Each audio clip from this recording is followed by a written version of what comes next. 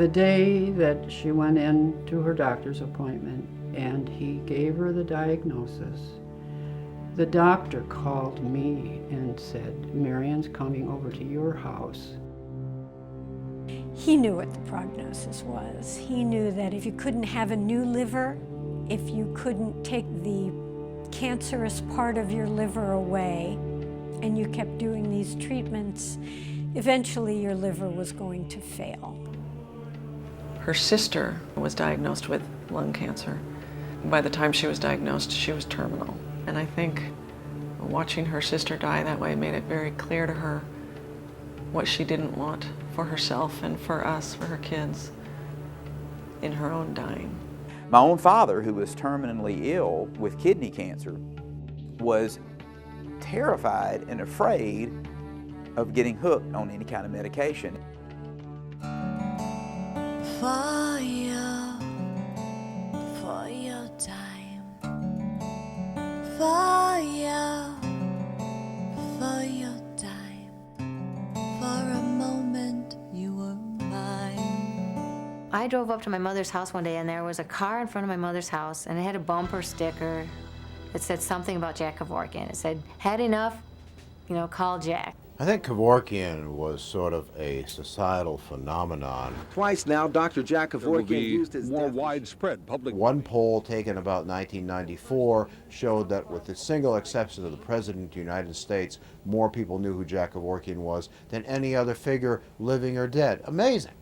Social conservatives are not necessarily gung-ho on people taking high doses of morphine. But when they were confronted with, if you don't agree with Kevorkian, what's your choice, what's your option, then all they had to say was, well, of course, hospice care.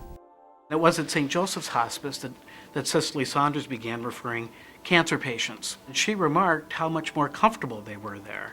And she asked the sisters what they were doing. They were giving liquid heroin every 4 hours around the clock in a preventative fashion. And with better pain control, old personalities were restored. In fact, some of them lived longer simply because they were comfortable.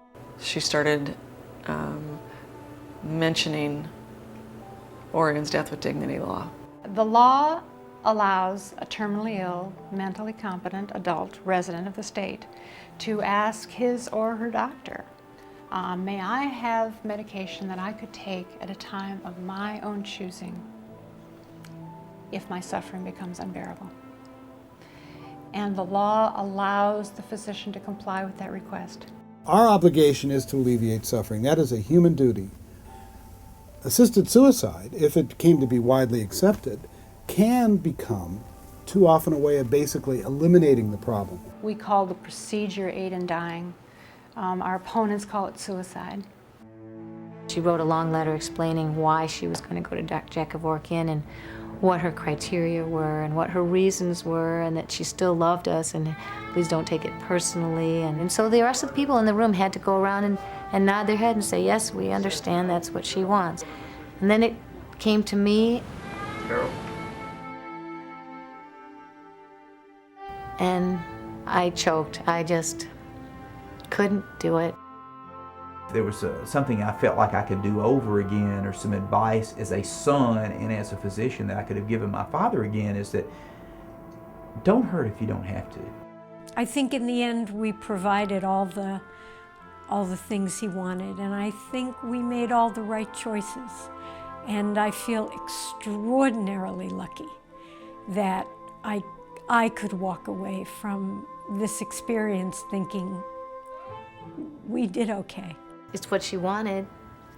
And I'm sure that even what happened after her death, all the politics probably would have made her happy, that maybe she may have contributed in some way to something that she believed in. She would be so thrilled to know that we were all sitting here talking about it.